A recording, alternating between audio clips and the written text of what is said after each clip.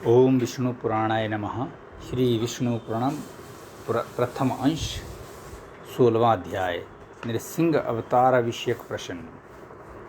श्री मैत्रेय जी बोले, आपने महात्मा मनुपुत्रों के वंशों का वर्णन किया और ये भी बताया कि इस जगत के सनातन कारण भगवान विष्णु ही हैं। किंतु भगवान, आपने जो कहा कि दैत्य श्रेष्ठ प्रहलाद जी को न तो अग्नि ने ही भस्म किया और न उन्होंने अस्त्र शस्त्र से आघात किए जाने पर ही अपने प्राणों को छोड़ा, तथा पाशबद्ध होकर समुद्र के जल में पड़े रहने पर उनके हिलते डुलते हुए अंगों से आहत होकर पृथ्वी डगमगाने लगी और शरीर पर पत्थरों की बौछार पड़ने पर भी वे नहीं मरे।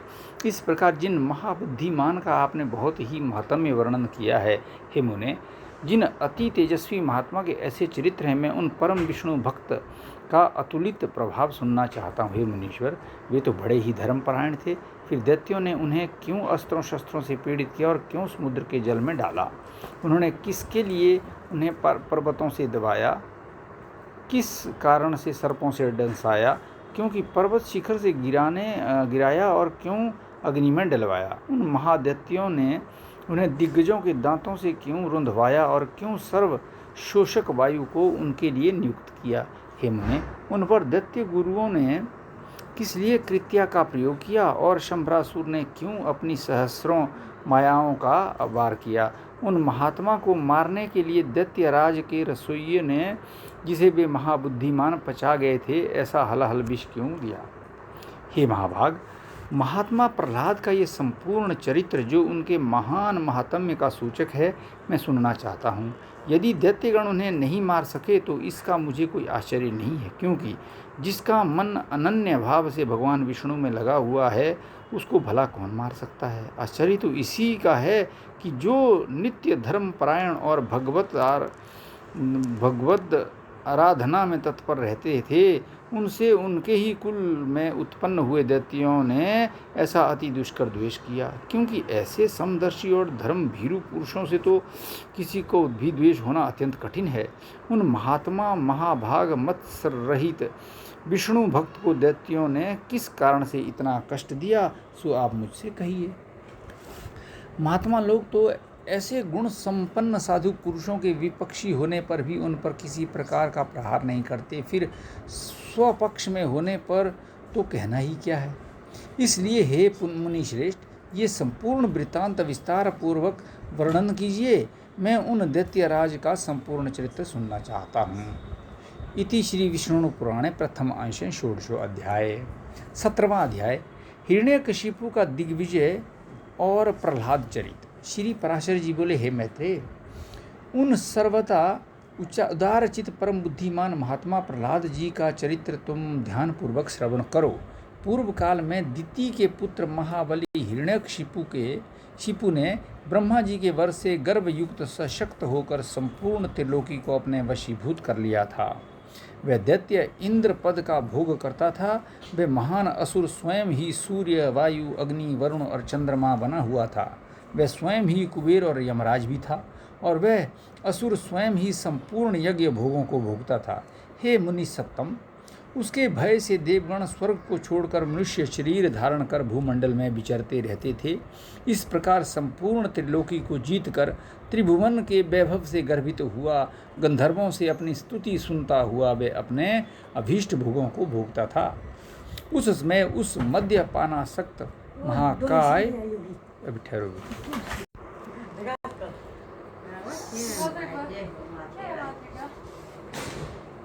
17वां अध्याय हिरण्यकशिपु का दिग्विजय और प्रहलाद चरित्र। श्री पराशर जी बोले, हे मैत्रेय, उन सर्वदा उदार चरित परम बुद्धिमान महात्मा प्रहलाद जी का चरित्र तुम ध्यान पूर्वक श्रवण करो। पूर्व काल में दिति के पुत्र महाबली हिरण्यकशिपु ने ब्रह्मा जी के वर से गर्भयुक्त होकर संपूर्ण त्रिलोकी को अपने वशीभूत कर लिया था। वह दैत्य इंद्र पद को करता था। ये तो पूरा पढ़ा है ना। वह महान असुर स्वयं ही सूर्य, वायु, अग्नि, वरुण और चंद्रमा बना हुआ था। वह स्वयं ही कुबेर और यमराज भी था, और वह असुर स्वयं ही संपूर्ण यज्ञ भोगों को भोगता था। हे मुनि सत्तम, उसके भय से देवगण स्वर्ग को छोड़कर मनुष्य शरीर धारण करके भूमंडल पर विचरण करते थे। इस प्रकार संपूर्ण त्रिलोकी को जीतकर त्रिभुवन के वैभव से गर्वित हुआ और गंधर्वों से अपनी स्तुति सुनता हुआ वे अपने अभीष्ट भोगों को भोगता था। उस समय उस मद्यपानासक्त महाकाय हिरण्यकशिपु की ही समस्त सिद्ध गंधर्व और नाग आदि उपासना करते थे। उस दैत्यराज के सामने कोई सिद्धगण तो बाजे बजाकर उसका यशोगान करते और कोई अति प्रसन्न होकर जय जयकार करते, तथा वे असुरराज वहाँ स्फटिक एवं अभ्रशिला के बने हुए मनोहर महल में, जहाँ अप्सराओं का उत्तम नृत्य हुआ करता था, प्रसन्नता के साथ मद्यपान करता रहता था। उसका प्रहलाद नामक महाभाग्यवान पुत्र था। वह बालक गुरु के यहाँ जाकर बालोचित पाठ पढ़ने लगा। एक दिन वह धर्मात्मा बालक गुरु जी के साथ अपने पिता दैत्यराज के पास गया, जो उस समय मद्यपान में लगा हुआ था। तब अपने चरणों में झुके हुए अपने परम तेजस्वी पुत्र प्रहलाद जी को उठाकर पिता हिरण्यकशिपु ने कहा। हिरण्यकशिपु बोला, वत्स, अब तक अध्ययन में निरंतर तत्पर रहकर तुमने जो कुछ पढ़ा है उसका सारभूत शुभ भाषण हमें सुनाओ। प्रहलाद जी बोले, पिताजी, मेरे मन में जो सबके सारांश रूप से स्थित हैं वे मैं आपकी आज्ञा अनुसार सुनाता हूँ। सावधान होकर सुनिए। जो आदि मध्य और अंत से रहित अजन्मा वृद्धि शून्य क्षय शून्य विद्धि क्षय शून्य और अच्युत हैं, समस्त कारणों के कारण तथा जगत के स्थिति और अंतरकर्ता उन श्री हरि विष्णु को मैं प्रणाम करता हूँ। श्री पराशर बोले, ये सुन दैत्यराज हिरण्यकशिपु ने क्रोध से नेत्र लाल कर प्रहलाद के गुरु को की ओर देखा और कांपते हुए होठों से कहा। हिरण्यकशिपु बोला, रे दुर्बुद्धि ब्राह्मण धाम, ये क्या तूने मेरी अवज्ञा कर इस बालक को मेरे विपक्षी की स्तुति से युक्त असार शिक्षा दी। दैत्यराज, गुरुजी ने कहा, दैत्यराज, आपको क्रोध के वशीभूत ना होना चाहिए। आपका ये पुत्र मेरी सिखाई हुई बात नहीं कह रहा है। हिरण्यकशिपु बोला, बेटा प्रहलाद, बताओ तो तुमको ये शिक्षा किसने दी है? तुम्हारे गुरुजी कहते हैं कि मैंने तो इसे ऐसा उपदेश नहीं दिया है। प्रहलाद जी बोले, पिताजी, हृदय में स्थित भगवान विष्णु ही तो संपूर्ण जगत के उपदेशक हैं। उन परमात्मा को छोड़कर और कौन किसी को कुछ सिखा सकता है? हिरण्यकशिपु बोला, अरे मूर्ख, जिस विष्णु का तू मुझ जगदीश्वर के सामने धृष्टापूर्वक निशंक होकर बारंबार वर्णन करता है, वह कौन है? प्रहलाद जी बोले, योगियों के ध्यान करने योग्य, जिसका परम पद वाणी का विषय नहीं हो सकता तथा जिससे विश्व प्रकट हुआ है और जो स्वयं विश्व रूप है, वे परमेश्वर ही विष्णु है। हिरण्यकशिपु बोला, अरे मूढ़, मेरे रहते हुए और कौन परमेश्वर कहा जा सकता? फिर भी तुम मौत के मुख में जाने की इच्छा से बार बार ऐसा बक रहा है। प्रहलाद जी बोले, हे तात, वह ब्रह्मभूत विष्णु तो केवल मेरा ही नहीं बल्कि संपूर्ण प्रजा और आपका भी कर्ता, नियंता और परमेश्वर है। आप प्रसन्न होइए, व्यर्थ क्रोध क्यों करते हैं? हिरण्यकशिपु बोले, अरे कौन पापी इस दुर्बुद्धि बालक के हृदय में घुस बैठा है, जिससे आविष्ट चित्त होकर ये ऐसे अमंगल वचन बोलता है? प्रहलाद जी बोले, पिताजी, वे विष्णु भगवान तो मेरे ही हृदय में नहीं बल्कि संपूर्ण लोकों में स्थित हैं। वे सर्वगामी तो मुझको, आप सबको और समस्त प्राणियों को अपनी अपनी चेष्टाओं में प्रवृत्त करते हैं। हिरण्यकशिपु बोला, इस पापी को यहाँ से निकालो और गुरु के यहाँ ले जाकर उसका भली प्रकार शासन करो। इस दुर्मति को न जाने किसने मेरे विपक्ष की प्रशंसा में नियुक्त कर दिया है। श्री पराशर जी बोले, उसके ऐसा कहने पर दैत्यगण उस बालक को फिर गुरुजी के यहाँ ले गए और वे वहाँ गुरुजी के रात दिन भली प्रकार सेवा शुश्रूषा करते हुए विद्याध्ययन करने लगे। बहुत काल व्यतीत हो जाने पर दैत्यराज ने प्रहलाद जी को फिर बुलाया और कहा, बेटा, आज कोई गाथा सुनाओ। प्रहलाद जी बोले, जिनसे प्रधान पुरुष ये चराचर जगत उत्पन्न हुआ है, ये सकल प्रपंच के कारण श्री विष्णु भगवान हम पर प्रसन्न हों। हिरण्यकशिपु बोला, अरे ये बड़ा दुरात्मा है, इसको मार डालो। अब इसके जीने से कोई लाभ नहीं है, क्योंकि स्वपक्ष की हानि करने वाला होने से ये तो अपने कुल के लिए अंगार रूप हो गया है। श्री पराशर जी बोले, इसकी ऐसी आज्ञा होने पर सैकड़ों हजारों दैत्यगण बड़े बड़े अस्त्र शस्त्र लेकर उन्हें मारने के लिए तैयार हुए। प्रहलाद जी बोले, अरे दैत्यों, भगवान विष्णु तो शस्त्रों में, तुम लोगों में और मुझ में सर्वत्र ही स्थित है। इस सत्य के प्रभाव से इन अस्त्र शस्त्रों का मेरे ऊपर कोई प्रभाव ना होगा। श्री पराशर जी बोले, तब तो उन सैकड़ों दैत्यों के शस्त्र समूह का आघात होने पर भी उनको तनिक सी भी वेदना न हुई। वे फिर भी ज्यों के त्यों नवीन बल संपन्न ही रहे। हिरण्यकशिपु बोले, अरे दुर्बुद्धे, अब तू विपक्षी की स्तुति करना छोड़ दे, जा, मैं तुझे अभय दान देता हूँ, अब और अधिक नादान मत हो। प्रहलाद जी बोले, हे तात, जिनके स्मरण मात्र से जन्म, जरा और मृत्यु आदि के समस्त भय दूर हो जाते हैं, उन सकल भय हारी अनंत के हृदय में स्थित रहते हुए मुझे भय कहाँ रह सकता है। हिरण्यकशिपु बोला, अरे सर्पो, इस अत्यंत दुर्बुद्धि दुराचारी को अपने विषाग्नि संतप्त मुखों से काटकर शीघ्र ही नष्ट कर दो। श्री पराशर जी बोले, ऐसी आज्ञा होने पर अति क्रूर और विषधर तक्षक आदि सर्पों ने उनके समस्त अंगों में काटा, किंतु उन्हें तो श्री कृष्णचंद्र में आसक्ति चित्त रहने के कारण भगवत स्मरण के परमानंद में डूबे रहने से उन महासर्पों के काटने पर भी अपने शरीर की कोई शुद्धि नहीं हुई।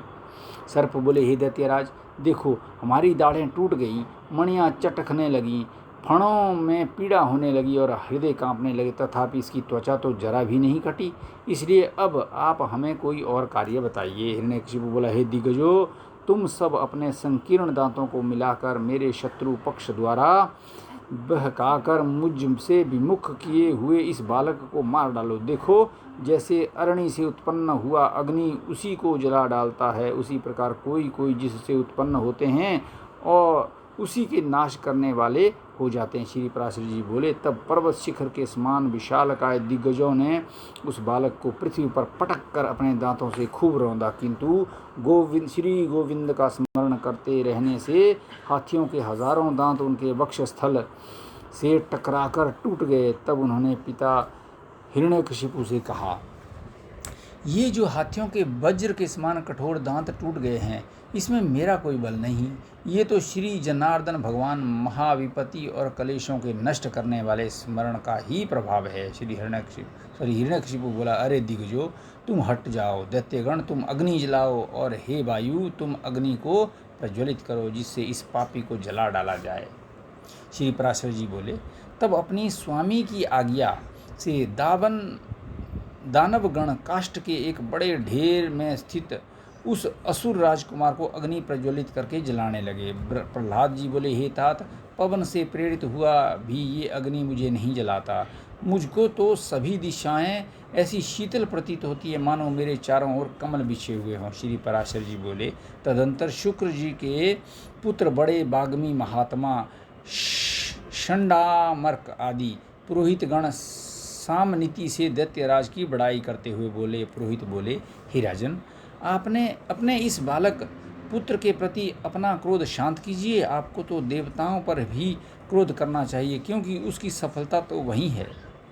हे राजन, हम आपके इस बालक को ऐसी शिक्षा देंगे जिससे ये विपक्ष के नाश का कारण होकर अपने प्रति अति विनीत हो जाएगा। हे दैत्यराज, बाल्यावस्था तो सब प्रकार के दोषों का आश्रय होती ही है, इसलिए आपको इस बालक पर अत्यंत क्रोध का प्रयोग नहीं करना चाहिए। यदि हमारे कहने से भी ये विष्णु का पक्ष नहीं छोड़ेगा तो हम इसको नष्ट करने के लिए किसी प्रकार न टलने वाली कृत्या उत्पन्न करेंगे। श्री पराशर जी ने कहा, पुरोहितों के इस प्रकार प्रार्थना करने पर दैत्यराज ने दैत्यों द्वारा प्रहलाद को अग्नि समूह से बाहर निकलवाया। फिर प्रहलाद जी गुरु जी के यहाँ रहते हुए उनके पढ़ा चुकने पर अन्य दानव कुमारों को बार बार उपदेश देने लगे।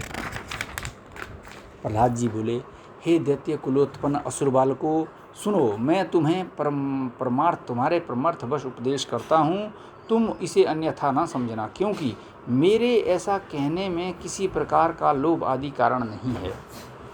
सभी जीव जन्म, बाल्यावस्था और फिर यौवन प्राप्त करते हैं, तत्पश्चात दिन दिन वृद्धावस्था की प्राप्ति भी अनिवार्य ही है। और हे दैत्य कुमारो, फिर ये जीव मृत्यु के मुख में चला जाता है, ये हम और तुम सभी प्रत्यक्ष देखते हैं। मरने पर पुनर्जन्म होता है, ये नियम भी कभी नहीं टलता। इस विषय में श्रुति स्मृति रूप आगम भी प्रमाण है कि बिना उपादान के कोई वस्तु उत्पन्न नहीं होती। पुनर्जन्म प्राप्त करने वाली गर्भवास आदि जितनी अवस्थाएं हैं, उन सबको दुख रूप ही जानो। मनुष्य मूर्खतावश क्षुधा, तृष्णा और शीत आदि की शांति को सुख मानते हैं, परंतु वास्तव में तो वे दुख मात्र ही हैं। जिनका शरीर वात आदि दोष से अत्यंत शिथिल हो जाता है, जिन्हें उन्हें जिस प्रकार व्यायाम सुखप्रद प्रतीत होता है, उसी प्रकार जिनकी दृष्टि भ्रांति ज्ञान से ढकी हुई है, उन्हें दुख ही सुख रूप ज्ञान पड़ता है। अहो, कहाँ तो कफ आदि महाघृणित पदार्थों का समूह रूप शरीर और कहाँ कांति शोभा सौंदर्य एवं रमणीयता आदि दिव्य गुण। तथापि मनुष्य इस घृणित शरीर में कांति आदि का आरोप कर सुख मानते हैं। यदि किसी मूढ़ पुरुष की मांस रुधिर पीव विष्ठा मूत्र स्नायु मज्जा और अस्थियों के समूह रूप इस शरीर में प्रीति हो सकती है, तो उसे नरक भी प्रिय लग सकता है। अग्नि जल और भात क्रमशः शीत तृषा और क्षुधा के कारण ही सुखकारी होते हैं, और इनके प्रतियोगी जल आदि भी अपने से भिन्न अग्नि आदि के कारण ही सुख के हेतु होते हैं। हे दैत्य कुमारों, विषयों का जितना जितना संग्रह किया जाता है, उतना उतना ही वे मनुष्य के चित्त में दुख बढ़ाते हैं। जीव अपने मन को प्रिय लगने वाले जितने ही संबंधों को बढ़ाता जाता है, उतने ही उसके हृदय में शोक रूपी शल्य यानी कांटे स्थिर हो जाते हैं। घर में जो कुछ धान्य आदि होते हैं, मनुष्य के जहाँ तहाँ प्रदेश में रहने पर भी वे पदार्थ उसके चित्त में बने रहते हैं, और उनके नाश और दाह आदि की सामग्री भी उसी में मौजूद रहती है। अर्थात घर में स्थित पदार्थों के सुरक्षित रहने पर भी मन स्थिति पदार्थों के नाश आदि की भावना से पदार्थ नाश का दुख प्राप्त हो जाता है। इस प्रकार जीते जी जो यह महान दुख होता ही है, जीते जी तो यह महान दुख होता ही है। मरने पर भी यम यातनाओं का और गर्भ प्रवेश का उग्र कष्ट भोगना पड़ता है। यदि तुम्हें गर्भावस्था से लेश मात्र भी सुख का अनुभव होता हो तो कहो, सारा संसार इसी प्रकार अत्यंत दुखमय है। इसलिए दुखों के परम आश्रय इस संसार समुद्र में एकमात्र विष्णु भगवान ही आप लोगों की परम गति है। ये मैं सर्वथा सत्य कहता हूँ। ऐसा मत समझो कि हम तो अभी बालक हैं, क्योंकि जरा यौवन और जन्म आदि अवस्थाएं तो देह की धर्म हैं। शरीर का अधिष्ठाता आत्मा तो नित्य है, उसमें ये कोई धर्म नहीं है। जो मनुष्य ऐसी दुराशाओं से विक्षिप्त चित्त रहता है कि मैं अभी बालक हूँ, इसलिए इच्छानुसार खेल कूद कर लूँ, युवा अवस्था प्राप्त होने पर कल्याण का साधन यत्न करूँगा, फिर युवा होने पर कहता है कि अभी तो मैं युवा हूँ, बुढ़ापे में आत्म कल्याण कर लूँगा, और फिर वृद्ध होने पर सोचता है कि अब मैं बूढ़ा हो गया हूँ, अब तो मेरी इंद्रियाँ अपने कर्मों में प्रवृत्त ही नहीं होती, शरीर के शिथिल हो जाने पर अब मैं क्या कर सकता हूँ, सामर्थ्य रहते तो मैंने कुछ किया ही नहीं। वे अपने कल्याण पथ पर कभी अग्रसर नहीं होता, केवल भोग तृष्णा से ही व्याकुल रहता है। मूर्ख लोग अपनी बाल्यावस्था में खेल कूद में लगे रहते हैं, युवावस्था में विषयों में फंस जाते हैं, और बुढ़ापा आने पर उसे असमर्थता के कारण व्यर्थ ही काटते हैं। इसलिए विवेकी पुरुष को चाहिए कि देह की बाल्य यौवन और वृद्ध आदि अवस्थाओं की अपेक्षा न करके बाल्यावस्था में ही अपने कल्याण का यत्न करे। मैंने तुम लोगों से जो कुछ कहा है उसे यदि तुम मिथ्या नहीं समझते हो तो मेरी प्रसन्नता के लिए ही बंधन को छुड़ाने वाले श्री विष्णु भगवान का स्मरण करो। उनका स्मरण करने में परिश्रम भी क्या है, और स्मरण मात्र से ही वे अति शुभ फल देते हैं, तथा रात दिन उन्हीं का स्मरण करने वालों का पाप भी नष्ट हो जाता है। उन सर्वभूतस्थ प्रभु में तुम्हारी बुद्धि अहर्निश लगी रहे और उनमें निरंतर तुम्हारा प्रेम बढ़े। इस प्रकार तुम्हारे समस्त क्लेश दूर हो जाएंगे। जबकि ये सभी संसार ताप त्रय से दग्ध हो रहा है, तो इन बेचारे शोचनीय जीवों से कौन बुद्धिमान द्वेष करेगा।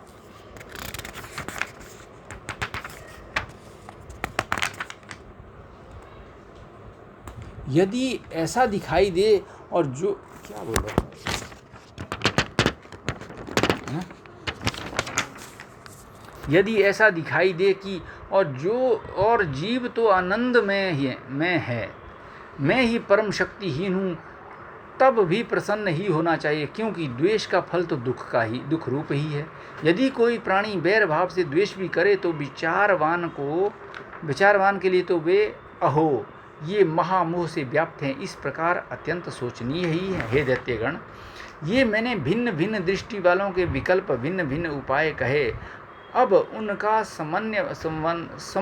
समन्वय पूर्वक संक्षिप्त विचार सुनो। ये संपूर्ण जगत सर्वभूतमय भगवान विष्णु का विस्तार है, अतः विचक्षण पुरुषों को उसे आत्मा के समान अभेद रूप से देखना चाहिए। इसलिए दैत्य भाव को छोड़कर हम और तुम ऐसा यत्न करें जिसे शांति लाभ कर सके। जो अग्नि, सूर्य, चंद्रमा, वायु, मेघ, वरुण, सिद्ध, राक्षस, यज्ञ, दैत्यराज, सर्प, किन्नर, मनुष्य, पशु और अपने दोषों से तथा ज्वर, नेत्र रोग, अतिसार, प्लीहा और गुल्म आदि रोगों से एवं द्वेष, ईर्ष्या, मत्सर, राग, लोभ और किसी अन्य भाव से भी कभी क्षीण नहीं होती, और जो सर्वदा अत्यंत निर्मल है, उसे मनुष्य अमल स्वरूप श्री केशव में मनोनिवेश करने से प्राप्त कर लेता है। हे दैत्यो, मैं आग्रहपूर्वक कहता हूँ, तुम इस असार संसार के विषयों में कभी संतुष्ट मत होना। तुम सर्वत्र समदृष्टि करो, क्योंकि समता ही श्री अच्युत की वास्तविक आराधना है। उन अच्युत के प्रसन्न होने पर फिर संसार में दुर्लभ ही क्या है। तुम धर्म, अर्थ और काम की इच्छा कभी न करना, वे तो अत्यंत तुच्छ हैं। उस ब्रह्म रूप महावृक्ष का आश्रय लेने पर तो तुम निस्संदेह मोक्ष रूप महाफल प्राप्त कर लोगे। इति श्री विष्णु पुराणे प्रथमे अंशे 17 अध्यायः। ओम विष्णु पुराणाय